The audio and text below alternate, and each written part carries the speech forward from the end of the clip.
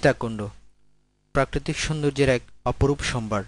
এর সাথে যোগ হয়েছে শতাব্দীর প্রাচীন ঐতিহ্যমণ্ডিত হিন্দু তীর্থস্থানের মহিমা এবং বহুসংখ্যক শিল্পের কারণে সৃষ্ট আর্থিক কর্মকাণ্ডের সুযোগ।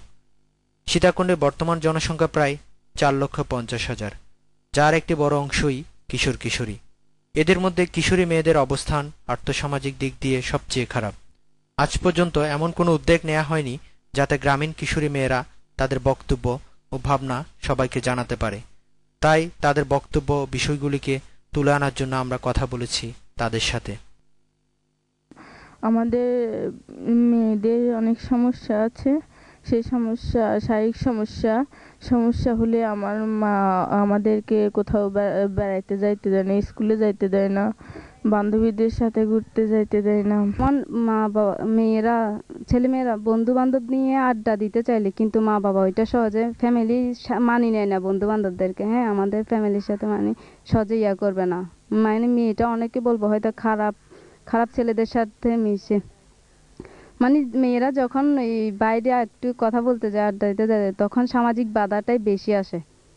পারিবারিক থেকে সামাজিক বাধাটা অনেক বেশি। কিশোরীদের এই সমস্যাগুলো সম্পর্কে সমাজের অন্যরাও অবগত।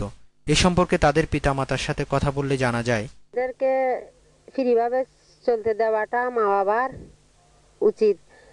মেয়েদের বিবাহের সময় মেয়েদের মতামত নেওয়াটা উচিত। অর্থাৎ মেয়ে যদি কারোর সাথে সম্পর্ক থাকে, হয়তো মা বাবা একদিকে বিয়ে দিতেছে চাইতেছে, হয়তো এই বিয়েটা পরবর্তী আমি দিলাম আমার মেয়েটাকে বিয়ে, পরবর্তী এই বিয়েটা সমস্যা হইতে পারে। মেয়েদেরকে ফ্রিভাবে চলাফেরা করতে দেওয়া উচিত, মেয়েদের মতামত নেওয়া উচিত, মেয়েদেরকে স্বাধীনতা দেওয়া উচিত।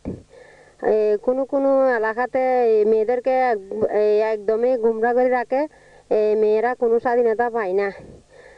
তারপরও অনেক মা আছে, মা যতটুকু বুঝে বাবা ততটুকু বুঝে না। তারপরও গ্রামের ছেলে মেয়ে সবাইকে একত্রে চলাফেরা করা আমি মনে করি উচিত সুন্দরভাবে। কোনো কোনো মেয়েরা আছে যাহা কিছু বলে মাকে বলে, বাবাকে তো বলতে পারে না। তার মধ্যে মা যদি বাবাকে বলে, ও বাবা এই হাল্লা চিল্লা করে। আমি মনে করি সব বাবারাও বোঝার দরকার, মারা যেভাবে বলে বুঝে বাবারাও বোঝার দরকার। এদের সবার বক্তব্য থেকে যা উঠে আসে তা মূলত সমস্যার একটি ক্ষুদ্র অংশ মাত্র। প্রকৃত চিত্র সম্পর্কে জানতে হলে কিশোরীদেরকেও বলতে দিতে হবে এবং তা আমাদের সবাইকে শুনতে হবে। শুধুমাত্র এর মাধ্যমে কিছু বাস্তবসম্মত সমাধান উঠে আসবে।